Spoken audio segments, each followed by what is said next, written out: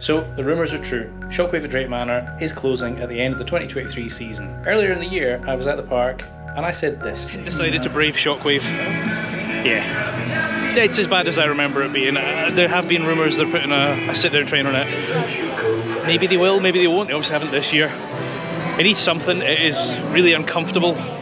Your trousers are in weird positions. You can't put your arms anywhere. It's a headbanger. It's not good. So the news emerged yesterday in an interview with Sean at Theme Park at Worldwide. Victoria Lynn, Managing Director at the park, confirmed the following information.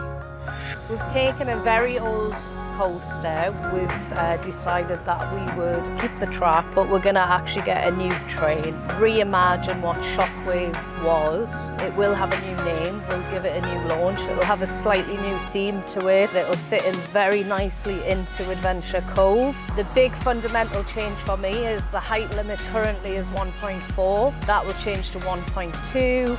It'll still be a coaster, but it'll be one now that more people can enjoy. What does that actually mean for the ride? Well, it's confirmed that the name is getting changed. It's getting new trains. It'll have sit-down trains at long last, and it'll have a new theme and it will fit better into the Adventure Cove area. It's also been confirmed that the height limit on these new trains will reduce from 1.4 metres where it sits today on the stand-up trains down to 1.2 on the new trains, presumably new Intamin trains. That hasn't been confirmed, but their new coaster is Intamin. The ride was manufactured by Intamin, so logically the replacement trains you would assume are going to come from Intamin as well. Reducing this height limit to 1.2 is perfect for this park. Their demographic is more the family market, and this opens that ride up to their entire audience. I'm curious what this retheming is going to entail. Obviously Adventure Cove was rethemed, repainted 2 years ago. So the station, the exterior has been repainted. I don't expect that's going to change. The track's already blue, which fits with a sort of nautical theme. So I'm curious what the new name, the new theme, and what actual changes we'll see when the ride relaunches next year. Anyway, that's a very short update for the news from Drayton Manor. I'm curious your thoughts, what you think the name might be, what you think the theme might be.